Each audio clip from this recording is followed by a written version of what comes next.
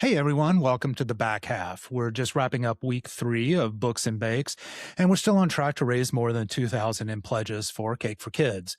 Welcome aboard to our new sponsors this week who've pushed us even higher. As for what I've read this week, this is one of the rare chances I get to bring together both my writing and my real estate career here in the DC area.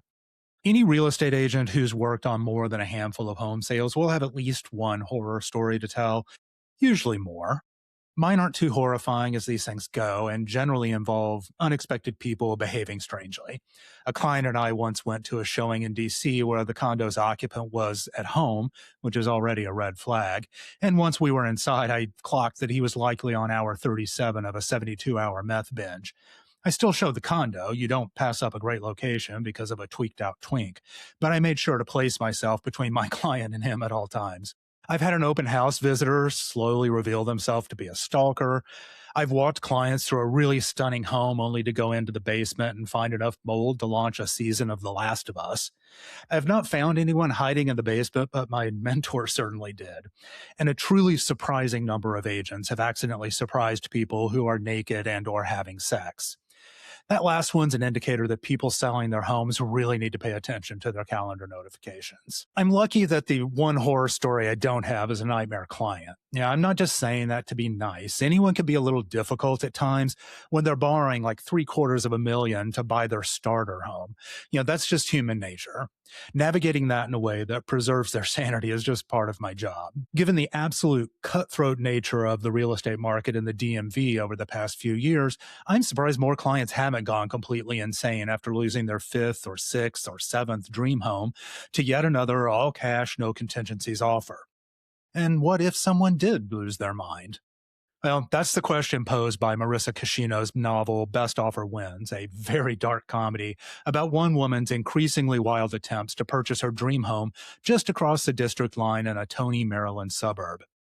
Margo Miyake is desperate to get out of the U Street one bedroom she and her husband Ian rented as a temporary residence after selling their DC townhouse in order to finance a suburban single family house. Problem is, they've lost again and again as every house they see come on the market is inundated with 20 or more offers they can't compete with. Months have passed and the pressure is mounting on Margo and her marriage. When she receives a tip that a gorgeously remodeled colonial will be coming on the market soon, Margo hatches a plan to get to know the owners so she can buy the house before it even goes on sale. If that sounds like a bad plan, it's because it is. But Margo has a single-minded vision for her future: a beautiful home, a successful career, a trophy husband, and a newborn baby. It's not a surprise that there's a lot of underlying trauma driving Margo's increasingly unhinged efforts to land her dream home. Best Offer Wins often abandons the comedy to just go full on dark. It's been repeatedly compared to Gone Girl for obvious reasons.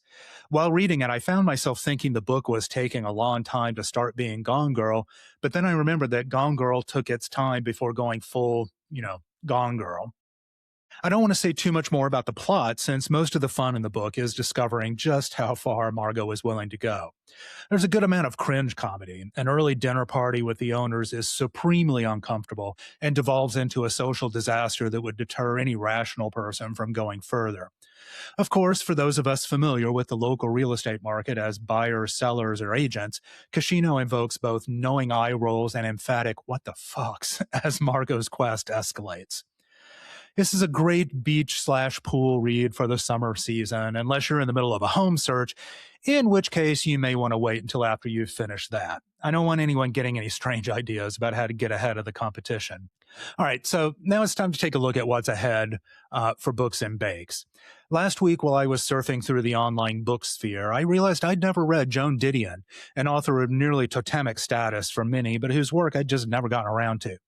Books and Bakes seems like a good time to change that, so I ordered a copy of The Year of Magical Thinking, her memoir of the year following the death of her husband at their New York City dinner table after they were visiting their comatose daughter in the hospital.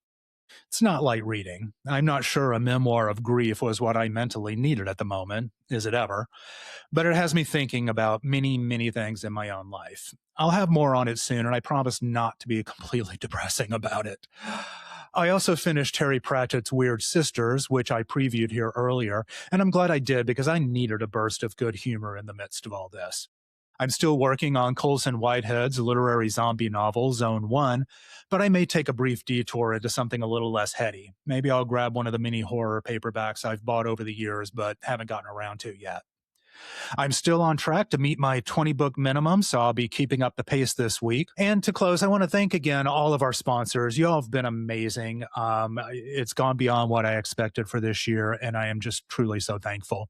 Also, special thanks to my brokerage, Arla, and my team, the Bediz Group, for making Books and Bakes possible. As always, to learn more about Cake for Kids and to make a pledge for Books and Bakes, visit SeanBugRealtor.com. Thanks, grab a book, and I'll see you next week.